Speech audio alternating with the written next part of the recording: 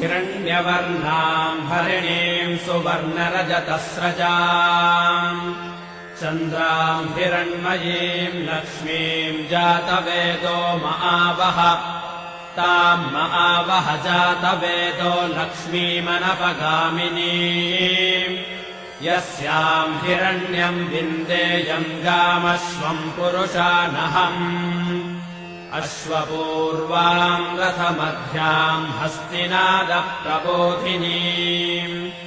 श्रियम् देवीमुपह्वये श्रीर्मा देवीर्जुषताम् कांसोऽस्मिताम् हिरण्यप्राकारामार्द्राम् ज्वलन्तीम् तृप्ताम् तर्पयन्तीम् पद्मे स्थिताम् पद्मवर्णाम् तामिहो बह्वये श्रियम् चन्द्राम् प्रभासाम् यशसा ज्वलन्ते श्रियम् लोके देवजुष्टामुदाराम् ताम् पद्मिनीमेम् शरणमहम् प्रपद्ये अलक्ष्मीर्मे नश्यताम् त्वाम् वृणे आदित्यवर्णे तपसोऽधिजातो वनस्पतिस्तव वृक्षोऽथ बिल्वः तस्य फलानि तपसानुदन्तु मायान्तरायाश्च बाह्या अलक्ष्मीः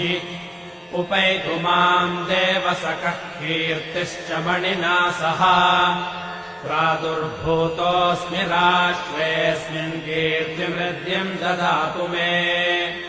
क्षुत्पिपासामलाम् ज्येष्ठामलक्ष्मीर्नाशयाम्यहम् अभूतिमसमृद्धिम् च सर्वान्निर्नुद मे गृहात्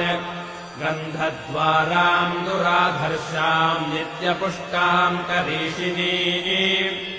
ईश्वरेगुम् सर्वभूतानाम् तामिहो बह्वये श्रियम्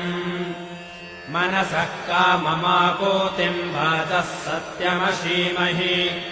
पशूनाम् रूपमन्नस्य मयि श्रीश्रयताम् यशः कर्दमेन प्रजा भूता मयि सम्भव कर्दमाम् श्रियम् वासय मे कुले मातरम् पद्ममालिनीम् आपसृजन्तु स्निग्धानि चिक्लीतवस मे गृहे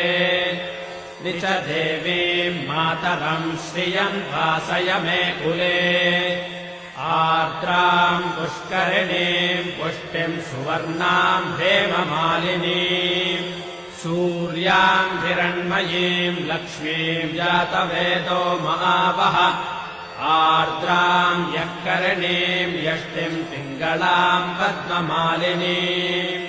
चन्द्राम् हिरण्मयीम् लक्ष्मीम् जातवेदो महावः ताम् महावः जातवेदो लक्ष्मीमनपगामिनीम् यस्याम् हिरण्यम् प्रभूतम् गावो दास्योऽश्वान् विन्देयम् पुरुषानहम्